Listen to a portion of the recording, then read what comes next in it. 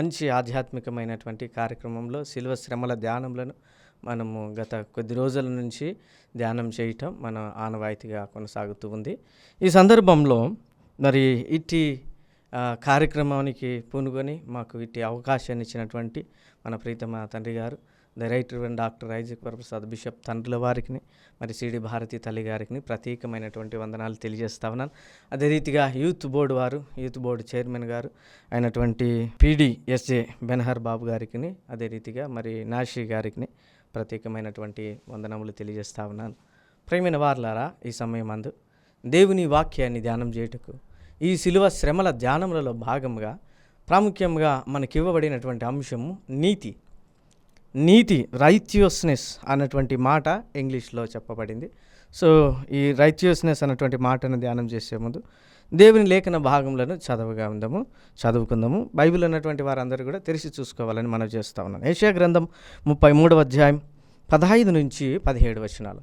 యెషయా గ్రంథం 33వ అధ్యాయం 15 నుంచి 17 వచనాలు నేను చదవగా, నీతి అనుసరించి నడుచుచు యథార్థముగా మాట్లాడుచు నిర్బంధం వలన వచ్చు లాభము ఉపేక్షించుచు లంచము పుచ్చుకొనకుండా తన చేతులను మలుపుకొని హత్య అయిన మాట వినకుండా చెవులు మూసుకొని చెడుతనము చూడకుండా కన్నులు మూసుకొని వాడు ఉన్నత స్థలమున నివసించును. పర్వతములలోని శిలలు అతనికి కోటయగును. తప్పక అతనికి ఆహారము దొరకను. అతని నీళ్లు అతనికి శాశ్వతముగా ఉండును. అలంకరింపబడిన రాజును నీవు కనులారా చూచెదవు. బహు దూరమునకు వ్యాపించుచున్న దేశము నీకు కనబడును. ప్రియమైన దేవుని బిడ్డలారా, ఈ భాగం ద్వారా మనము ఈరోజు నేర్చుకోవలసినటువంటి అనేకమైన సంగతులను జ్ఞాపకం చేసుకుంటూ, నీతికి చాలా పర్యాయ పదాలు ఉన్నాయి. తెలుగులో ధర్మం, నీతి, న్యాయం అని పిలిస్తే ఇంగ్లీష్లో జస్టిస్, రైచియస్నెస్, మొరాలిటీ, ఎథిక్స్ అన్నటువంటి వర్చ్యూ అన్నటువంటి పదాలు కూడా పిలువబడ్డాయి. సో మానవుడికి నీతి ఎక్కడి నుంచి వస్తుంది అంటే జన్మతః అతడు నీతిమంతుడుగా పుడతాడని పండితులు జ్ఞాపకం చేస్తూ ఉన్నారు. సో మానవుని నీతి శరీరంలో నుంచే వస్తుంది అనగా దేవుడైనటువంటి యెహోవా ఆయన స్వరూపమందు ఆయన పోలిక చొప్పున మానవులను సృజించినట్లుగా మనం ఆదికాండంలో చూస్తూ ఉన్నాం. అనగా ఆదికాండంలో ఆయన చెప్పినట్లుగా ఆయన పోలిక చొప్పున అనగా వారిలో గుణగణములైనటువంటి దేవుని గుణగణములలో ఒకటైనటువంటి నీతి కూడా మానవునిలో వారి పోలిక చొప్పున నిర్మించబడింది అని పండితులు, ఎథిక్స్ పండితులు, నీతి శాస్త్ర పండితులు జ్ఞాపకం చేస్తూ ఉన్నారు. ఇది మన దేవుని వాక్యం వింటున్నాం. మనం నీతి అంటే ఏంటి, ఒక చిన్న ఉదాహరణను నేను మీకు గుర్తు చేస్తూ ఉన్నాను. సో ప్రియమైన దేవుని బిడ్డలారా, ఒక అంగడికి మనం వెళ్ళి ఒక 10 రూపీస్ పెన్ కొనుక్కొని 100 రూపీస్ మనం ఇచ్చాం. అతడు మనకు 90 రూపాయలు చిల్లర ఇవ్వాల్సింది, కానీ అతడు తిరిగి మనం 500 ఇచ్చామనుకొని 490 రూపాయలు వెనక్కి ఇచ్చాడు అనుకో. ఇస్తూ ఉన్నప్పుడు మనం తీసుకోవాలా వద్దా అన్నటువంటి నిర్ణయం ఆ క్షణమే, ఆ నిమిషమే మనం చేసినటువంటి నిర్ణయం తీసుకొని ఇది నాది కాదు అని వెనక్కి ఇవ్వడమా, లేదంటే తీసి జోలో పెట్టుకొని వెళ్ళిపోవడమా, ఆ 2 సెకండ్లలో మన నీతి బయలుపరచబడతా ఉంది.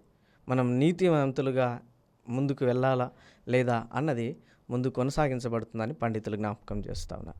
సో ప్రియమైన దేవుని బిడ్డలారా, ఈ దినమున యెషయా ప్రవక్త ద్వారా దేవుడైన యెహోవా 33వ అధ్యాయం 15 నుంచి 17 వచనాల్లో మాట్లాడుతూ ఉన్నాడు. దేవుడైనటువంటి యెహోవా యెషయా ప్రవక్త ద్వారా మాట్లాడుతూ ఉండినటువంటి సందర్భంలో ఈ భాగాలు కనబడతా ఉన్నాయి. వాస్తవానికి యెషయా ప్రవక్త ప్రవచించిన ప్రవచనం 33వ అధ్యాయ కాలంను మనం ఒకసారి పరిశీలన చేస్తే, రాజులు 2వ గ్రంథం 18వ అధ్యాయం 1వ వచనంలో ఈ భాగం కనబడుతూ ఉంటుంది. సో 19వ అధ్యాయం 1వ వచనంలో మనకు కనబడుతూ ఉంటుంది. ఈ 18, 19 వచనాల కాలంలో, అధ్యాయాల కాలంలో మనం చూస్తూ ఉండినప్పుడు, ఆ కాలంలో హిజ్కియా కుమారుడైనటువంటి యూదా రాజు ఆహాజు కుమారుడైన హిజ్కియా యూదా దేశంలో పరిపాలిస్తున్నటువంటి సందర్భం. అదే రీతిగా ఇశ్రాయేలును హోషియా పరిపాలిస్తూ ఉండినటువంటి సందర్భం. ఆహాజు తన పితరుల కంటే కొంచెం ఎక్కువ చెడుతనం చేయటం మనం చూస్తే, తక్కువ చెడుతనం చేసి దేవుని దృష్టికి అతడు దోషిగా కనబడ్డాడు. కానీ హిజ్కియా తన జీవిత ప్రయాణంలో తాను అపూర్ణంగా దేవుని యందు భయభక్తులు కలిగి చాలా విషయాలలో ఆయన అమెండ్మెంట్స్ చేస్తూ, చాలా రిఫార్మ్స్ చేస్తూ, మతోద్ధరణ చేస్తూ, సంఘములలో ప్రజలలో ఉండినటువంటి ఆధ్యాత్మికతను పెంపొందించే వైపుగా నడుస్తూ ఉన్నాడు. అలాంటి సందర్భంలో అషూరు రాజు అయినటువంటి సన్హెరీబు 18వ అధ్యాయం 14వ వచనంలో ఉంటుంది. అషూరు రాజు అయినటువంటి సన్హెరీబు యూదా దేశ ప్రాంతములన్నింటినీ కూడా, ఆ చుట్టూ ఉండినటువంటి ప్రాంతాలను ఆయన ఆక్రమించటం, దండెత్తడం జరుగుతుంది. అలాంటి సందర్భాల్లో ప్రజలు భయంకరమైనటువంటి భయాందోళనలో ఉన్నారు. ఒక పక్క వారి మధ్య ఒప్పందం జరుగుతూ ఉంది, ఒక పక్క హిజ్కియా వారితో ఒడంబడికలు చేసుకుంటూ ఉన్నాడు. అయినప్పటికీ అనేక మార్లు ఈ ఒడంబడికలు మార్చు ఉండినటువంటి పరిస్థితులలో ప్రజలు భయపడుతూ ఉన్నారు. అలాంటి సందర్భంలో ఈ యొక్క అష్షూరు రాజు సైన్యము వారు, మీ దేవుడు మిమ్మలను కాపాడనేరడు అంటూ, ఇదిగో నీ చుట్టూ ఉన్న దేవతలలో ఏమైపోయారో, ఈ దేవతలు వారిని కాపాడలేకపోయారు, అలాగే మీ దేవుడు కూడా మిమ్మలను కాపాడలేడు, మా చేతి నుంచి రక్షించలేడు అని భయపెడుతూ ఉండిన సందర్భం ఇక్కడ మనకు కనబడతా ఉంది. అలాంటి సందర్భంలో దేవుడైన యెహోవా ప్రవక్త అయినటువంటి యెషయా ద్వారా ఆనాటి ప్రజలను జ్ఞాపకం చేస్తూ హెచ్చరిస్తూ ఉన్నాడు. 3 అంశాలు 33వ అధ్యాయంలో, యెషయా గ్రంథం 33వ అధ్యాయంలో కనపడతాయి. మొదటిది గాడ్స్ జడ్జిమెంట్ కనపడుతుంది, దేవుని తీర్పు. రెండవది సాల్వేషన్, అలాంటి పరిస్థితులలో దేవుడు అనుగ్రహించే రక్షణను గురించినటువంటి వార్త ఆ భాగంలో కనబడుతుంది. అదే రీతిగా మూడవది నీతిని, రైచియస్నెస్ను గూర్చినటువంటి మాటలు. సో ఈ భాగంలో నీతిమంతులను గురించినటువంటి మాటలు చెబుతూ మనం చదువుకున్నటువంటి లేఖన భాగం, మనకి ఇవ్వబడిన లేఖన భాగం యెషయా గ్రంథం 33వ అధ్యాయం మరి 15 నుంచి 17 వచనాల్లో కలిగిన లేఖన భాగాలను మనం పరిశీలించుతూ ఉండగా, ఇక్కడ 33వ అధ్యాయం 15వ వచనంలో చెప్పబడినటువంటి మాట ఏంటంటే, నీతిమంతులు నీతిని అనుసరించువారిగా ఉండాలని పిలుపునిస్తూ ఉన్నాడు. ఏ విధంగా నీతిని అనుసరించువారిగా ఉంటారు అంటే, మొదటిది వాక్ రైచియస్లీ, నీతిగా నడుచుకుని వారిగా ఉంటారు. సో నీతిగా నడుచుకోవటం, దైవిక మానవ చట్టాలను అనుసరించి, దేవుని యొక్క ధర్మశాస్త్రాన్ని అనుసరించి నడుచుకునే వారిగా నీతిమంతులు ఉంటారని ఈ భాగంలో జ్ఞాపకం చేస్తూ ఉన్నాడు. రెండవది యథార్థమైన మాటలు పలుకువారిగా ఉంటారని జ్ఞాపకం చేస్తూ ఉన్నాడు. స్పీక్స్ అప్రైట్లీ, కల్లా కపటం లేకుండా చిత్తశుద్ధితో మాట్లాడటం, ప్రజలందరితో కూడా ఒక చక్కటి ఆహ్లాదకరమైన ఆరోగ్యకరమైనటువంటి ఈ యొక్క కమ్యూనికేషన్స్లో వారు ఉంటారని, నీతిమంతులు ఉండగలుగుతారని దేవుని వాక్యం ఇక్కడ జ్ఞాపకం చేస్తూ ఉంది. మూడవ అంశం ఏంటంటే, అన్యాయమైన కార్యక్రమాల్లో పాల్గొనడానికి నీతిమంతులు నిరాకరించేవారిగా ఉంటారు. షేక్స్ హ్యాండ్ ఫ్రమ్ బ్రైబ్స్ అన్నటువంటి మాట ఇక్కడ కనబడుతూ ఉంది. నాలుగవది మనం చూసినప్పుడు, అన్యాయాన్ని బలపరిచే బహుమతులను లేదంటే లంచమును పుచ్చుకోకుండా వారు అన్నింటినీ తృణీకరించేవారిగా, తిరస్కరించేవారిగా నీతిమంతులు ఉంటారని జ్ఞాపకం చేస్తూ ఉంది. సో రిజెక్ట్స్ అన్జస్ట్ గెయిన్ అన్నటువంటి మాట ఇక్కడ చెప్పబడింది. సో ప్రజలు ఎవరైతే నీతిమంతులుగా ఉంటారో వారు ఇలాంటి క్యారెక్టరిస్టిక్స్ ఉంటాయి, ఇలాంటి గుణగణములు వీరిలో ఉండటం మనం చూస్తూ ఉన్నామని ఇక్కడ జ్ఞాపకం చేస్తూ ఉన్నాడు. ఎలాంటి వారిగా ఉండాలో ఇక్కడ మనకు తెలియజేస్తూ ఉన్నాడు. ఐదవది, చెడు చూడకుండా తమ కళ్ళను మూసుకొని వారిగా ఉండాలని, పాపమును చూడకుండా, హత్యలను చూడకుండా, పాపభూయిష్టమైనటువంటి కార్యక్రమాలను వీక్షించకుండా నీతిమంతులు వారి కళ్ళు మూసుకుంటారని జ్ఞాపకం చేస్తా ఉన్నాడు. ఈ దినమున ఈ శిలువ శ్రమల ధ్యానములలో, ఈ 40 మండల కాలములలో, 40 రోజులలో దేవుని సమీపిస్తున్నాం. మనం దేవుని నీతి కలిగిన వారమై, దేవుని గుణములలో ఒక గుణం కలిగిన వారమై మనము జాగ్రత్తగా నీతిమంతులుగా జీవించడానికి ప్రయత్నిస్తూ ఉన్నప్పుడు ఈ గుణములన్నీ మనలో ఉన్నాయా అన్నది మనం ప్రశ్నించుకోవాల్సిన సమయం. ఇంకా ఏమంటా ఉన్నాడంటే ఇక్కడ stop years from blood shade అన్నటువంటి మాట వినబడుతూ ఉంది. అన్యాయమైన, దుర్మార్గమైన, లేదంటే వైలెన్స్కు సంబంధించినటువంటి ఏ విషయాలకు కూడా వారి చెవులు వినకుండా వారు మూసుకుంటారు, లేదంటే వారి చెవులను వారు కప్పుకుంటారు అన్నటువంటి మాట కనబడుతూ ఉంది.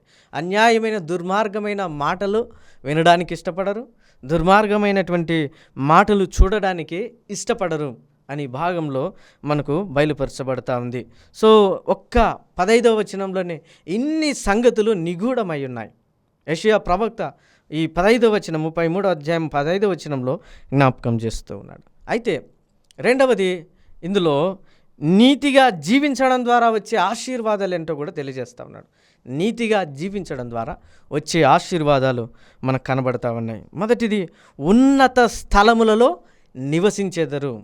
సో ఉన్నత స్థలములలో, ఉన్నత స్థాయిలో నీతిగా జీవించేవారు నివసించడానికి దేవుడు కృపను దయచేస్తాడు. అదే భాగంలో కీర్తనల గ్రంథం 5వ అధ్యాయం 12వ వచనంలో మనకు కనబడతా ఉంటుంది, దేవుని యొక్క దుర్గములో సురక్షితముగా ఉండెదరు. యెహోవా నీతిమంతులను వాడవు, నీవే కేడముతో కప్పినట్లు నీ దయతో కప్పెదవు. కావున నీ నామము ప్రేమించువారు నిన్ను గూర్చి ఉల్లసింతురు అని భాగంలో మరి కీర్తనలు 5వ అధ్యాయం 12వ వచనంలో చెప్పబడింది. ప్రియమైన వారలారా, అదే రీతిగా డాలు వలె, అంటే కేడము వలె అనగా ఆయనను ఆశ్రయించేవారు నీతిమంతులు ఏ విధంగా ఉంటారంటే, నీతిమంతులుగా జీవిస్తూ ఆయనను ఆశ్రయించువారుగా ఉండినటువంటి వారు ఆశీర్వదించబడతారంట. వారిని యెహోవా దేవుడు ఆశీర్వదించేవాడిగా నీతిమంతులను ఉండడమే కాదు, ఆయన కేడముతో కప్పినట్లుగా దయతో కప్పుతాడు. ఆయన దయ ఒక కవచము వలె, ఒక డాలు వలె మనలను కప్పి నీతిమంతులను సంరక్షించునని ఇక్కడ కీర్తనకారుడు జ్ఞాపకం చేస్తూ ఉన్నాడు. అదే రీతిగా మత్తయి సువార్తలో కూడా యేసు ప్రభుల వారు దాని గురించి మాట్లాడుతూ ఏమిటంటే, మత్తయి సువార్త 5వ అధ్యాయం 18వ వచనం ఉంటుంది, నీతి నిమిత్తం హింసింపబడవారు ధన్యులు, పరలోక రాజ్యము వారిది అంటూ యేసుక్రీస్తు ప్రభుల వారు జ్ఞాపకం చేస్తారు. అదే రీతిగా రెండవది, ఆహారము మరియు నీరు పొందెదరు అన్నటువంటి మాట ఈ భాగంలో మనకు కనబడతా ఉంటుంది. తప్పక అతనికి ఆహారము దొరుకును, నీళ్ళు అతనికి శాశ్వతముగా ఉండును అని ఈ భాగంలో మనకు కనబడతా ఉంది 16వ వచనంలో. కాబట్టి ఆహారము పొందుకొని వారిగా ఉంటారు, సో నీరు పొందుకొని వారిగా ఉంటారు నీతిమంతులు. ఎక్కడ కూడా వారికి కొదవ ఉండదు అంటాడు కీర్తనకారుడు 37వ కీర్తన 25వ చరణంలో ఉంటాడు, నేను చిన్నవాడినై యుంటిని, ఇప్పుడు ముసలివాడినై ఉన్నాను, అయినను నీతిమంతులు విడబడుట గాని వారి సంతానము భిక్షమెత్తుట గాని నేను చూచి ఉండలేదు. వారి సంతానము భిక్షమెత్తుట కానీ నేను చూచి ఉండలేదు అంటూ ఇక్కడ జ్ఞాపకం చేస్తూ ఉన్నాడు. అందుకే దేవుని బిడ్డలుగా, సంఘముగా ఇక్కడ యేసుక్రీస్తు ప్రభుల వారు చెప్పిన రీతిగా మనకు ఎటువంటి లోటు లేనటువంటి, ఎటువంటి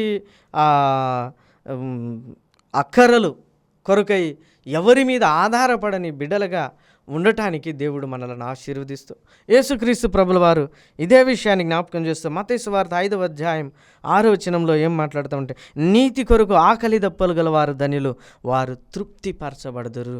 నీతి కొరకు ఆకలి దప్పులు కలిగిన వారు ధన్యులు, వారు నిజంగానే తృప్తిపరచబడతారని ఈ దినంన దేవుని వాక్యం జ్ఞాపకం చేస్తూ ఉంది. అదే రీతిగా దేవుడు నీతిమంతుల ప్రార్థన ఆలకిస్తాడు. మూడవది, దేవుడు నీతిమంతుల ప్రార్థనను ఆలకించేవాడిగా ఉంటూ ఉన్నాడు. సో నీతిమంతులుగా ఉండడం ద్వారా వచ్చే గొప్ప ఆశీర్వాదాలు ఈ దినం మనం జ్ఞాపకం చేసుకుంటూ ఉన్నాం. ఇది కీర్తనల గ్రంథం 34వ కీర్తన 15వ చరణం. కీర్తనల గ్రంథం 34వ కీర్తన 15వ చరణంలో ఉంటుంది, యెహోవా దృష్టి నీతిమంతుల మీదనున్నది, ఆయన చెవులు వారి మొరలకు ఒగ్గి ఉన్నవి. యెహోవా దృష్టి నీతిమంతుల మీద ఉన్నది, ఆయన చెవులు వారి మొరలకు ఒగ్గి ఉన్నవి అంటూ వారి మొరల కోసం ఆయన చెవులు ఎప్పుడు కూడా సిద్ధంగా ఉన్నాయి వినడానికి. ఎవరి ప్రార్థనలు?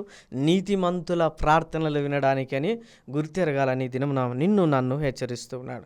మూడోది, అదే రీతిగా కీర్తనల గ్రంథం 34:17 వచనంలో ఉంటుంది, నీతిమంతులు మొరపెట్టగా యెహోవా ఆలకించును. నీతిమంతులు మొరపెట్టగా యెహోవా ఆలకించును అని జ్ఞాపకం చేస్తా ఉన్నాను. అదే రీతిగా నాశనము నుండి, నీతిమంతులను నాశనము నుండి రక్షింపబడెదరు. నీతిమంతులు రాబోవు నాశనము నుండి రక్షింపబడెదరు అని దేవుని వాక్యం జ్ఞాపకం చేస్తూ ఉంది. ఏ విధంగా అంటే కీర్తనల గ్రంథం 34:17 వచనంలో ఉంటుంది, భక్తుడు అంటున్నాడు, నీతిమంతులు మొరపెట్టగా యెహోవా ఆలకించును, వారి శ్రమలలో నుండి వారిని విడిపించును. వారి శ్రమలలో నుండి వారిని విడిపించును అనే మాట మనకు కనబడుతుంది. నాశనము నుంచి రక్షించేవాడిగా, నీతిమంతులను కలుగుతున్నటువంటి శ్రమలలో నుంచి విడిపించే దేవుడుగా ఉంటూ ఉన్నాడు మన దేవుడు. కాబట్టి నీతిమంతులకు కలిగినటువంటి గొప్ప ఆశీర్వాదాలు ఇది మనం జ్ఞాపకం చేసుకుంటూ ఉన్నాం. కాబట్టి ప్రియమైన దేవుని బిడ్డల, కీర్తనకారుడు అందుకే 4వ కీర్తన 1వ చరణంలో అంటాడు, నా దేవా, నా నీతికి ఆధారమగు దేవా, నేను మొరపెట్టినప్పుడు నాకు ఉత్తరమేమో, ఇరుకులో విశాలత కలుగజేయవాడవు నీవే, కరుణించి నా ప్రార్థన అంగీకరించుమని ఆయన ప్రార్థన చేయడం మనం చూస్తూ ఉన్నాం. కాబట్టి మన నీతికి ఆధారమగుడైన దేవుడు, ఆధారకర్త అయినటువంటి దేవుడు ఉత్తరమిచ్చువాడిగాను, కరుణించువాడిగాను, మన ప్రార్థనలను అంగీకరించువాడిగాను ఉన్నాడు. ఎవరైతే నీతిగా ఆయనను పోలి నడుచుకుంటారో వారందరినీ కూడా వారి ప్రార్థనలను, వారి మొరలను వినేవాడిగా ఉంటూ ఉన్నాడు. వారి శ్రమలలో నుంచి విడుదల అందించేవాడిగాను ఉంటూ ఉన్నాడు. అందుకే జాన్ ఆస్వాల్ట్ అనే పండితుడు ఏమంటాడంటే, దేవుని స్వభావం సారూప్యతను, మానవాళి కోసం ఆయన ప్రణాళికను గురించి యెషయా యొక్క అవగాహనలో నీతి యొక్క ప్రాముఖ్యతను బయలుపరచుటలో ఆయన ఎంతో ప్రాధాన్యమైనటువంటి పాత్రను పోషించాడు అని యెషయా ప్రవక్త ఈ భాగాన్ని చెప్పినటువంటి విధానాన్ని పండితుడు జ్ఞాపకం చేస్తూ ఉన్నాడు. అదే రీతిగా మనకు ఈ భాగంలో జ్ఞాపకం చేస్తూ అలెక్ అనే పండితుడని, నీతిగా జీవించడం, నైతికత కొరకు నిలబడటం, చెడును విడిచిపెట్టడం యొక్క ప్రాముఖ్యతను నొక్కి చెప్పాడు యెషయా ప్రవక్త అని ఆనాటి ఇశ్రాయేలీలను పిలుపునిస్తూ ఉన్నాడని పండితుడు జ్ఞాపకం చేస్తూ ఉన్నాడు. సో ఈ దినం దేవుని వాక్యం వింటున్నాం మనం. ఈ ప్రవక్త యొక్క మరి ప్రవచనాలలో మనం జ్ఞాపకం చేసుకున్నప్పుడు అశ్షూరీయులచే దాడి చేయబడుతూ ఉండనటువంటి సందర్భంలో, బలహీనమైన సందర్భంలో, భయపడుతున్నటువంటి సందర్భంలో దేవుడు యెషయా ప్రవక్త ద్వారా వారిని బలపరచటం మనం చూస్తూ ఉన్నాం. సో ఇక్కడ జ్ఞాపకం చేసుకోవాల్సింది ఏంటంటే, ప్రజలను, వారి యూదా ప్రజలను, అక్కడున్నటువంటి వారందరినీ కూడా దేవుని పరిశుద్ధ ఆజ్ఞలను, చట్టములను గుర్తు చేసుకొని దేవునికి నమ్మకమైన దేవుని బిడ్డలుగా ఉండడానికి దేవుడు పిలుస్తూ ఉన్నాడు అని మనం ఈ దినమున దేవుని వాక్యం ద్వారా తెలుసుకున్నాం. అదే రీతిగా రెండవది, వారి చుట్టూ ఉన్న దేశాల ప్రజలకు దేవుని బిడ్డలుగా గల విలువలు, విశ్వాసాల మధ్య వ్యత్యాసాలు గుర్తు చేస్తూ ఉన్నాడు. చుట్టూ ఉన్న ప్రజల వారి దేవుళ్ళకు ఇదిగో ఇశ్రాయేలీలు లేదంటే దేవుని భయభక్తులలో కలిగినటువంటి యూదా ప్రజలకును మధ్య వారి దేవునికి కలిగిన వ్యత్యాసాన్ని ఈ భాగంలో జ్ఞాపకం చేస్తూ ఉన్నాడు. చుట్టూ ఉన్నటువంటి వారి దేవుల నీతికి, ఈ దేవుని నీతికి ఏ వ్యత్యాసం ఉన్నదో కూడా జ్ఞాపకం చేస్తూ, ఏ విధంగా నీతిమంతులుగా బ్రతకాలో ఈ భాగంలో మనకు నేర్పిస్తూ ఉన్నాడు.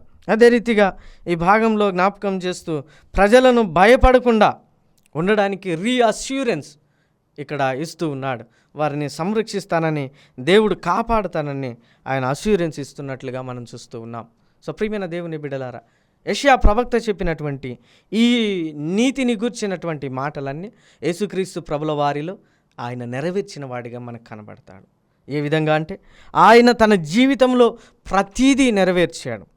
So lived a life of moral uprightness. హెబ్రీలకు రాసిన పత్రిక 4వ అధ్యాయం 15వ వచనంలో ఉంటుంది, ఆయన పాపము లేనివాడిగా జీవించినట్లుగా మనం చూస్తూ ఉన్నాం. సో మన ప్రధాన యాజకుడును మన బలహీనతల యందు మనతో సహానుభవం లేనివాడు కాడు, కానీ సమస్త విషయములలో మన వలనే శోధింపబడినను ఆయన పాపము లేనివాడిగా ఉండెను. సో ఆయన పాపము లేనివాడిగా ఉండటం యేసుక్రీస్తు ప్రభుల వారు వండినట్లుగా హెబ్రీలకు రాసిన పత్రికలో పౌలు భక్తుడు జ్ఞాపకం చేస్తూ ఉన్నాడు. అదే రీతిగా యోహాను భక్తుడు యోహాను సువార్త 8వ అధ్యాయం 45 నుంచి 46 వచనాల్లో జ్ఞాపకం చేస్తూ యేసు ప్రభుల వారు చెప్పినటువంటి మాటలు జ్ఞాపకం చేస్తూ ఉన్నాడు. యేసుక్రీస్తు ప్రభుల వారు సత్యమునే పలికేవాడిగా ఉంటూ ఉన్నాడు. అందుకే అంటాడు, స్పోక్ ట్రూత్ఫుల్లీ అండ్ సిన్సియర్లీ అన్నటువంటి అంశం ఇక్కడ మనకు బయలుపరచ సత్యంనే పలుకువాడుగా కనబడతా ఉన్నాడు. నేను సత్యమునే చెప్పుచున్నాను గనక మీరు నన్ను నమ్మరు అనే మాట జ్ఞాపకం చేస్తాడు 45వ వచనం. అదే రీతిగా 46వ వచనం ఉంటుంది, నా యందు పాపమున్నదని మీలో ఎవడు స్థాపించును? నేను సత్యమును చెప్పుచున్న ఎడల మీరెందుకు నన్ను నమ్మరు అంటూ జ్ఞాపకం చేస్తూ ఉన్నాడు. కాబట్టి నేను సత్యమునే చెబుతూ ఉన్నానని యేసుక్రీస్తు ప్రభుల వారు సత్యమును పలుకువాడిగా, సత్యమునే బోధించేవాడిగా, సత్యాన్ని అనేకులకు తెలియజేవాడిగా ఉంటూ ఉన్నాడు. మొదటిది, యేసుక్రీస్తు ప్రభుల వారు పాపము లేని నీతిమంతుడిగా జీవించాడు, ఆయన చూపించాడు. అదే రీతిగా సత్యమునే పలుకుచు అబద్ధమును చెప్పక ప్రతిదీ సత్యములో జీవించి సత్యాన్నే అందరికీ ప్రచురించినట్లుగా మనం చూస్తూ ఉన్నాం. మూడవది, రిజెక్టెడ్ అన్జస్ట్ గెయిన్. ఆయన నిజంగానే అన్యాయంగా వచ్చే దేన్ని కూడా, అక్రమంగా వచ్చే వాటన్నిటిని తిరస్కరించినట్లుగా మనం చూస్తూ ఉన్నాం. అదే రీతి మత్తయి సువార్త 4వ అధ్యాయం 1 నుంచి 11 వచనాల్లో యేసుక్రీస్తు ప్రభుల వారు ఆయన ఎడారిలో అరణ్యంలో శోధింపబడినప్పుడు అపవాది రొట్టెలు చేసుకోమన్నది, ఆయన తన కలిగినటువంటి అధికారాన్ని దాన్ని దుర్వినియోగం చేసి అక్రమంగా రొట్టెలు చేసుకొని రాళ్ళను రొట్టెలుగా చేసుకొని తినమని అపవాది శోధిస్తే యేసుక్రీస్తు ప్రభుల వారు మాట్లాడుతూ ఉంటామంటే, రొట్టె వలన మాత్రం కాదు కానీ దేవుని నుండి వచ్చు ప్రతి మాట వలన మనుష్యుడు జీవించును అని అపవాదిని రిజెక్ట్ చేస్తూ ఉన్నాడు. సో అక్రమమైనటువంటి మార్గాన్ని యేసుక్రీస్తు ప్రభుల వారు రిజెక్ట్ చేయటం మనం చూస్తూ ఉన్నాం. అదే రీతిగా ఇక్కడ ఇంకొకటి ఏంటంటే, ఆయనను దేవాలయపు శిఖరం మీద నిలబెట్టి, నీవు దేవుని కుమారుడవు కదా, నీవు దుముకుము, దేవదూతలు నిన్ను పట్టుకుంటారు అనగా యేసుక్రీస్తు ప్రభుల వారిని జ్ఞాపకం చేస్తూ శోధిస్తూ ఉండినప్పుడు తన అధికారాన్ని, దైవ కుమారుడు అనే ఆయన అధికారాన్ని దుర్వినియోగం చేయమని అపవాది ఎప్పుడూ కూడా శోధిస్తూ ఉండిన దాన్ని యేసుక్రీస్తు ప్రభుల వారు రిజెక్ట్ చేసినట్లుగా, అన్యాయమైన అక్రమమైన దాన్ని రిజెక్ట్ చేయటం ఇక్కడ యేసుక్రీస్తు ప్రభుల వారు చేసినట్లుగా మనం చూస్తూ ఉన్నాం.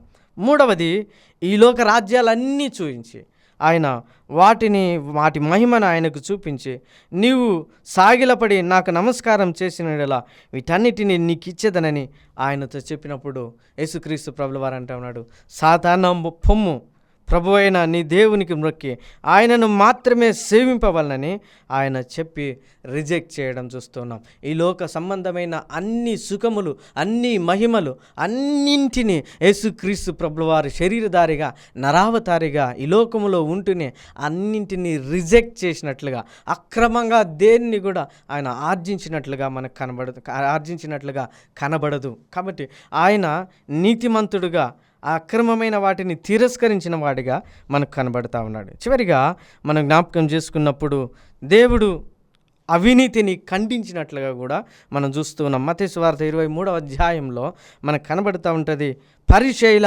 అవినీతి చర్యలను, ఆనాటి మత మౌఢ్యంను ప్రశ్నించి వారిని తిరస్కరించి ఖండించిన వాడుగా యేసుక్రీస్తు ప్రభుల వారు కనబడుతూ ఉన్నాడు. కాబట్టి దినమున దేవుని వాక్యం వింటున్న నీవు నేను మనం నీతిమంతులుగా, యేసుక్రీస్తు ప్రభుల వారు వెంబడించే దేవుని దాసులుగా, దేవుని బిడ్డలుగా మనం ఎలాంటి మొరాలిటీ కలిగి ఉన్నాం, ఎలాంటి నీతిమత్వాన్ని కలిగి ఉన్నాం అన్నది మన ముందుంచబడినటువంటి ప్రశ్న.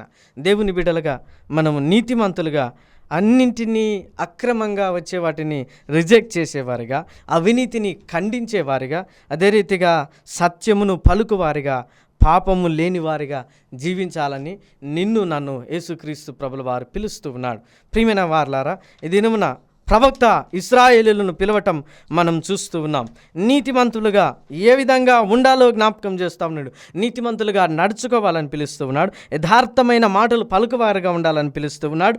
అన్యాయమైన అక్రమమైన కార్యక్రమాల్లో పాల్గొనకుండా నిరాకరించే వారిగా ఉండాలని పిలుస్తూ ఉన్నాడు. అన్యాయాన్ని బలపరిచే బహుమతులు లంచములు పుచ్చుకొనకుండా ఉండేవారిగా ఉండాలని పిలుస్తూ ఉన్నాడు. అదే రీతిగా చెడు చూడకుండా, చెడు మాటలను వినకుండా ఉండాలని దేవుడు నిన్ను నన్ను ఆనాటి ఇశ్రాయేలులను పిలుస్తూ దేవునికి పవిత్రమైన దేవుని జనాంగముగా, దేవుని బిడ్డలుగా ఆయనను వెంబడించేవారిగా, ఆయన సిలువనెత్తుకొని ఆయన వెంబడి మన సిలువలను ఎత్తుకొని మనం వెంబడించే దేవుని బిడ్డలుగా ఉండాలని ఇది మన నిన్ను నన్ను పిలుస్తూ ఉన్నాడు. అటు కృపలో మనలను మన సంఘమును ఆశీర్వదించునుగాక.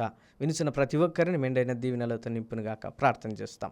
దయగల తండ్రి, కృప కలిగిన దేవ, విత్తబడిన ఈ మాటలు మా వినికిడిలో 30 60 100 1000 ఫలములను దయచేయమని నజరేయుడైన యేసుక్రీస్తు ప్రభుల వారి నామంలో అడిగి వేడుకొంచున్నాం తండ్రి. ఆమెన్. అందరికీ వందనాలు.